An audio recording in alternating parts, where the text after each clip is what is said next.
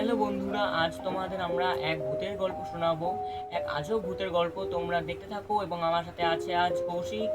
তো তোমরা ভিডিওটা দেখতে থাকো কন্টিনিউ। আমার গল্প স্টার্ট করলাম, তাহলে আমরা শুরু করলাম আমাদের এই গল্প। শুনুন তাহলে। মানুষ ও পেতনির বিয়ে। আমাদের পাড়ার গোপাল সাহার এক মাসতুতো ভাইয়ের বিয়ের সম্বন্ধ হয়েছিল এক অজ গ্রামে কাসুন্দিপুরে।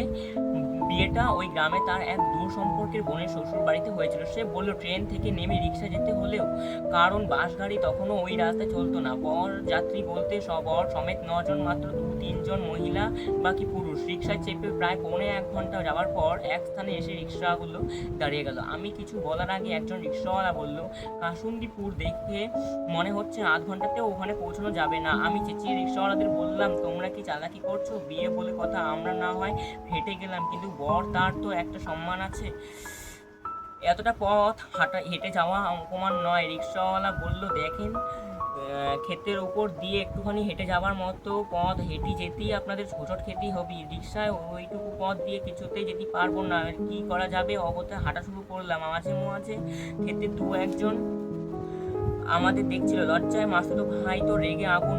যা হোক, ঠিক সন্ধ্যের সময় আমরা পৌঁছতে বাড়ির মেয়েরা শাকভাজি, উলুনি ইত্যাদি দিয়ে ঘরে তুললো। আমি দিদিকে বললাম, আগে জানলে তোদের এই গ্রামে আসতাম না, একটা গাড়ি ঘোড়ার বন্দোবস্ত নেই, তোরা এত সকালে আসবি কে জানে? মেয়ের ভাই কয়েকখানা রিক্সা জোগাড় করে স্টেশনে যেতে, সবাই জানে তোরা 5টার গাড়িতে আসবি।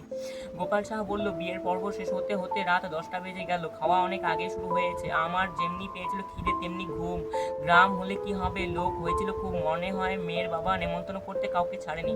বসি বসি করে কয়েকবারেও খেতে বসতে পারলাম না। দিদি একটা আলাদা জায়গা করে খাওয়ালো। খাওয়া একটু বেশি হওয়ায় মনে হচ্ছিল এই বুঝি খাদ্যগুলো গলা দিয়ে বেরিয়ে আসবে। দিদি বলল, যা একটু বাইরে থেকে ঘুরে আয়, আমি ততক্ষণে বিছানা করছি।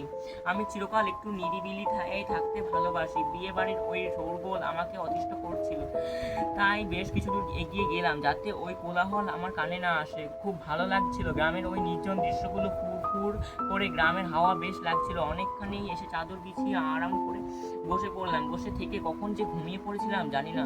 যখন ঘুম ভাঙলো তখন দেখলাম আমি কতগুলো ভূত পেতনিদের মধ্যে বসে আছি।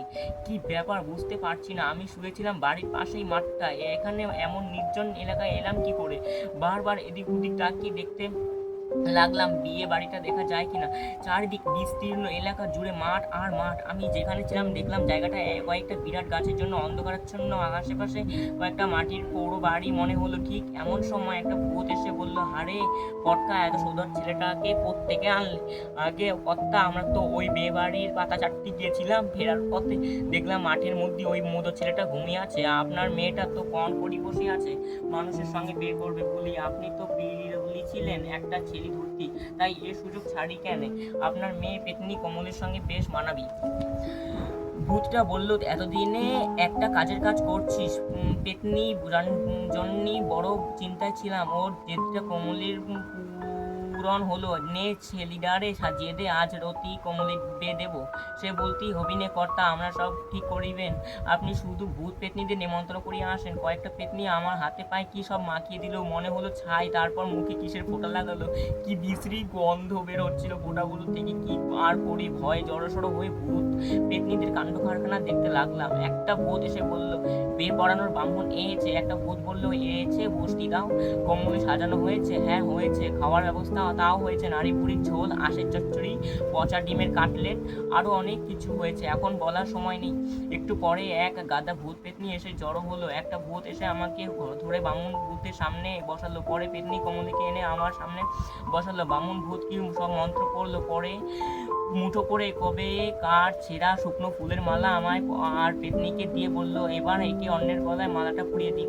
কি করি, আমাকে পেতনির গলায় মালা দিতে হলো। পেতনি আমার গলায় মালা দিয়ে কি খুশি না হলো, ফিক করে হেসে উঠল। বিয়ের পর্ব শেষ হলে ভূত পেতনিরা আমাকে নিয়ে একটু রঙ্গ তামাশা শুরু করলো। একটা হিন্দুস্তানি পেতনি বসে বলল, কমলি কিতনা সুন্দর মরদ হুয়া রে তেরা, কিয়া রে মরদ কা মুখটা অমন কেন? একটা ভূত বলল, আদমি আছে মৌসি, আমাদের দেখে ভয় পাচ্ছে। কুছ ভয় নেই বেটা, हम लोग तुमको राजा हाफिज रखेगा বলে হিন্দুস্তানি পেতনিটা গান ধরলো। शादी किया तो डर ना किया, शादी किया जा चोरी नहीं किया, जा जा शादी किया तो डरना नहीं किया। এমন সময় কমলির বাবা এসে বলল, এবার ও খাওয়া দাওয়া করে শুতে যাক, আমাদের খাবার তো বরকে দেওয়া যাবে না। একটা ভূত বলল, অন্য ভূত বলল, এই তো এক হাঁড়ি দই এনেছি, দাও দাও ওটাই ওকে দাও। দইটা আমার কাছে রাখতেই কি বিশ্রী পচা গন্ধ পেলাম, হয়তো দইটা খারাপ হয়ে যাওয়ায় কেউ ফেলে দিয়েছিল। ভূতটা সেটা তুলে এনেছে। আমি দই হাত ঢুকিয়ে কয়েকবার বার খাওয়ার মতো করে বললাম, অনেক খেয়েছি আর নয়। এরপর ভূত পেতনিরা আমাকে কমলের ঘরে ঢুকিয়ে দিয়ে দরজা বন্ধ করে দিল। অন্ধকার ঘরে ভাঙা জানলা দিয়ে তাদের আলো পড়েছিল। দেখলাম পেতনি কমলি বসে আছে লাজুক বউয়ের মতো। আমি ভয়ে ঠকঠক করে কাঁপছিলাম। পেতনি বলল, এসো কাছে এসো না, বলে তার দুটি হাত লম্বা করে জড়িয়ে ধরে টানতে লাগলো। পেতনির হাতের চাপে আমার বুকের পাঁজর ভেঙে যাবার উপক্রম হলো। আমি চেঁচিয়ে উঠলাম, ওরে বাপরে।